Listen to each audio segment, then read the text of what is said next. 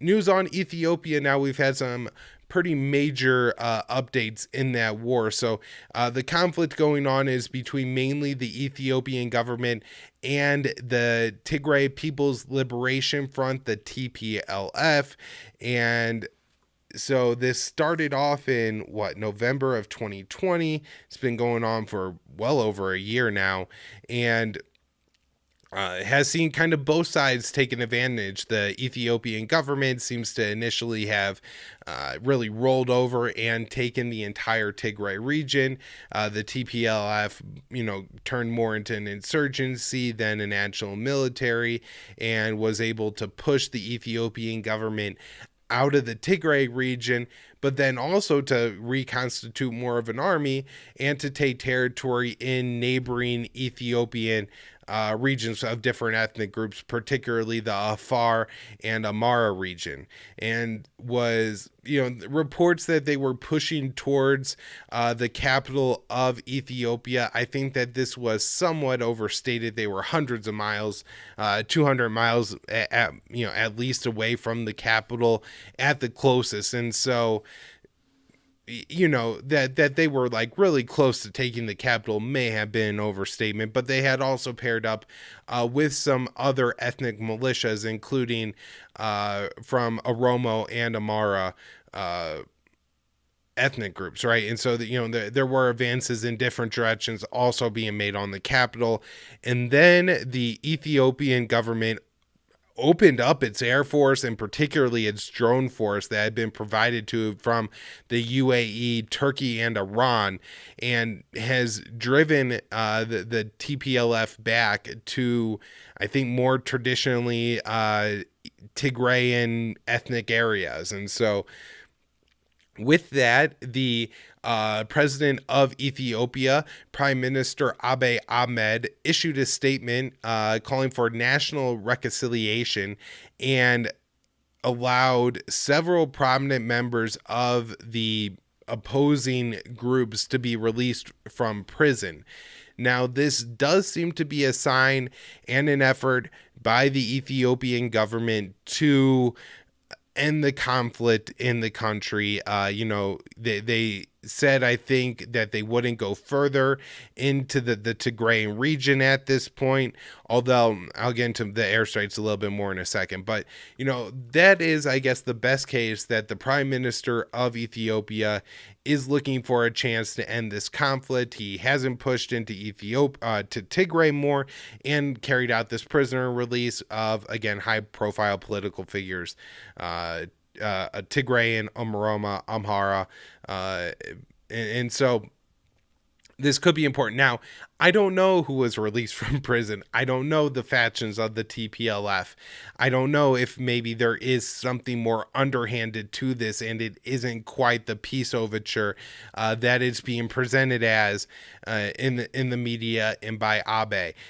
There could be something more nefarious here that I just don't understand, because I don't understand Ethiopian politics well enough. And so I just wanted to, make that clear, because while Abe has not pushed his troops further into Tigray at this point, airstrikes are hammering the region. The UN reported that over 100 civilians were killed in Tigray so far this year. That's just in the first 2 weeks of 2022. That's not talking about things that happened in December or anything like that, including 56 people being killed in an airstrike on an IDP camp.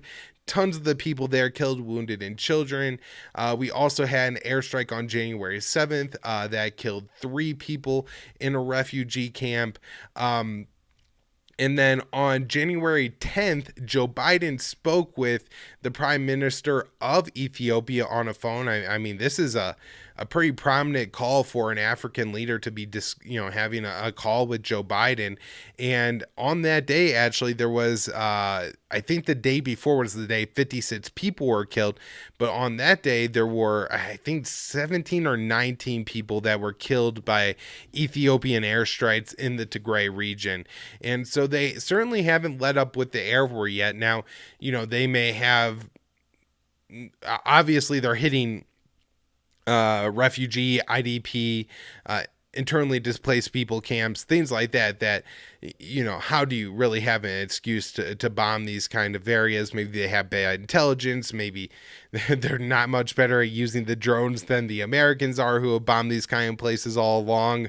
But at the same time, maybe the TPLF is trying to like reconstitute some reins and to reform up some, and there could be not legitimate reasons for bombing the IDP camp, but as far as the war goes, if there's a war happening and people are building up military forces and you're trying to bomb them, then that's not a huge surprise.